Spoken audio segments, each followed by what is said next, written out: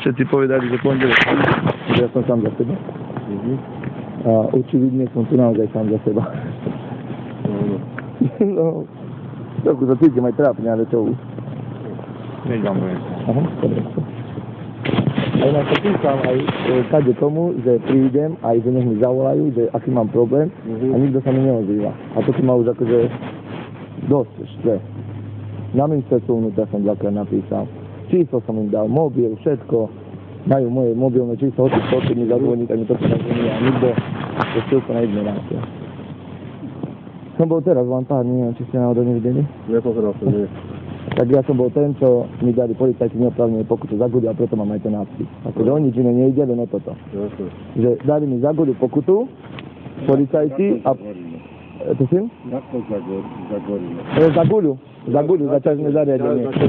A potom povedali tí policajti z úradu kontroly, že mi to dali za nerozsvietené svetla. Tak keď už takto dokážu policajti klamať, tak tu musím stáť, lebo už to nie je normálne. A ja som tiež policajt bývalý štátny, 5 rokov som nedel. Na vlastnú žiadosť som nedistal. Z Rimavskej Soboty. Poznajú ma tam všetci. Dobrý deň. Ale keď polícia bude robiť troška s nami, s občanmi, potom to bude potrebné. No veď tak potom to budú milióny, tak nie sám. Veď? Nie, tak teraz som tu sám. No a to čo? No nič, aby si ma niekto všimol a konečne sa so mnou niekto rozprával. No ja som si ťa všimol teraz, a ja nie som z parlamentu. No veď vidím, že vás nepoznám. No môžeme, kľudne. No poďme, tak povedz. No, stojím tu preto, že ma policajti zastavili, dali mi pokutu za guľu, pričom guľu za ťažné zariadenie. Pritom mám taký typ, čo netreba dávať dole. Áno. A potom som to nahlásil ministerstvu vnútra a vyšetrovaním sa zistilo, vraj, že oni mi dali za nerozsvietené svetlo tú pokutu. Za nerozsvietené, to povedali policajti úradu kontroly. Aha. Tak mne sa zdá, že tento systém je chorý.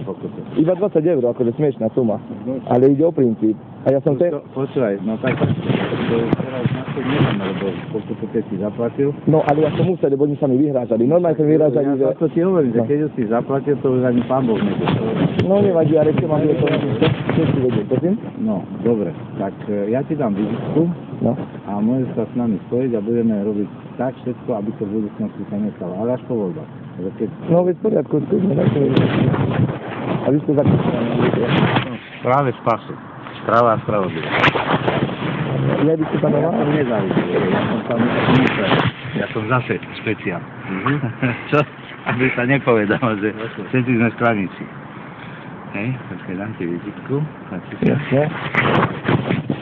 No a kľudne... To máte prečo napísané, že prezident? Tak lebo to mám v štatúte, ako že občianske združenie. Jaj, to tu viem, že... To je spoločnosť osobnosti Slovenska. Ja nechcem byť prezident, ja som akože skromný, to všetci ako muselo sa to dať do štatútu, ako tak, no, počúvaj. Takto. Keď ťa zastavia polícia,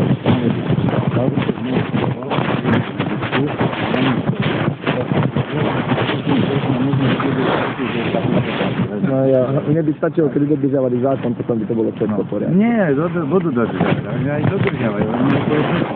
No, sa nedá zatiaľ zmeniť. No a za to, ja neviem, či majú predpisov klamať. A jak chceš tu dôjsť? Hodinu to si povedal. Ježiš, a chodíš tu. Určite nie. A ja by som bol aj zadrž. Nie, dve nemôžem, lebo som sa z roboty uvoľnil iba na hodinu, musím zarábať peniaze, uživiť 5 detí. Elektrikára na Detisku, tu. Slabo pri, tam robím. A tam ako to je, čo za firma? No, ja robím pre jedného, ten robí pre Edimer, tí robia pre nejakú inú a potom Získa to robí.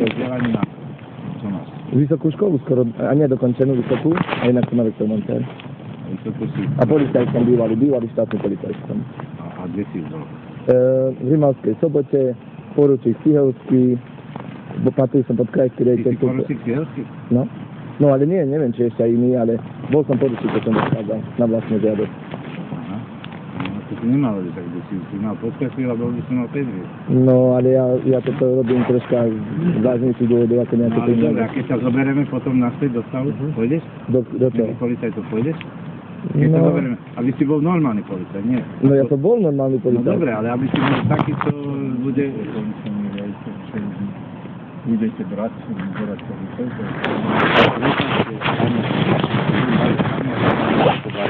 na toto, ja sa zatiaľ s ním bavím. On je vašim? Nie, to sú občany. Ale tak ja ho neurážam. Že čím ste v polícii? Ja som niekedy bol iba projektor na policajnej akadémii.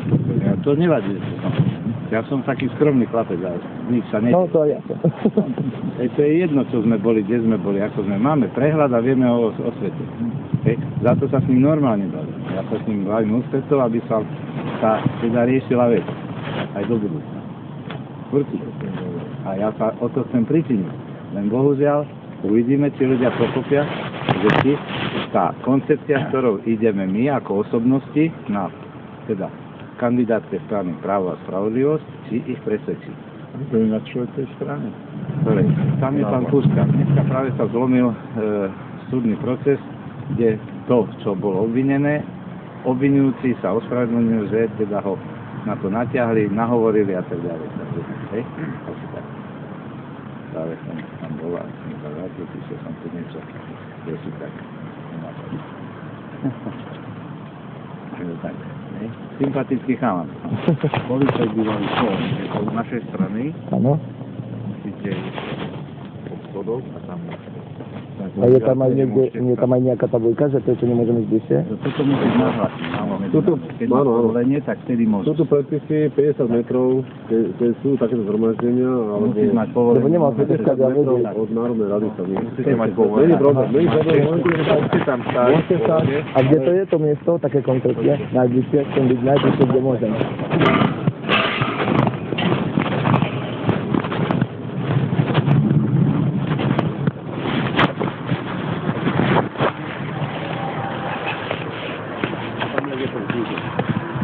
Tieto kužele? Tam vpredu. Do až. Áno. Tam? Dobre. Je to iné, keď to máte na vás. No, veď jasne, tak ja